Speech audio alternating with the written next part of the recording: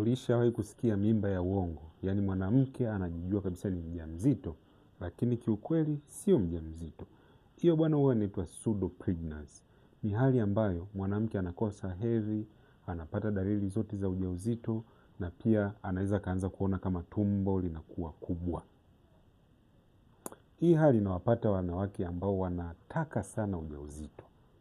Yaani wanawake ambao wanataka sana ujauzito. Anajamiana zile siku za hatari, anahangaika, anajua sasa hapa lazima imeingia. Akili yake inaanza kumtengenezea mimba kwenye tumbo wakati mimba hana. Wengine ni wale ambao hawataki kabisa mimba, yaani wanaogopa kujamiana kwa sababu wanajua nikijamiana tu napata mimba. Kwa sasa akili inajituni kwamba nimeshapata mimba. Homoni zinabadilika na mzunguko unabadilika. Kwa kuwa mzunguko unabadilika, anajihisi ni mjamzito. Akili yake inaanza kuona kama kuna kitu tumboni kinatuna, lakini kunakuwa hakuna kitu. Kwa hiyo kuhakiki, anapima ujauzito, anakuta hakuna kitu. Au ultrasound inaonyesha hakuna chochote.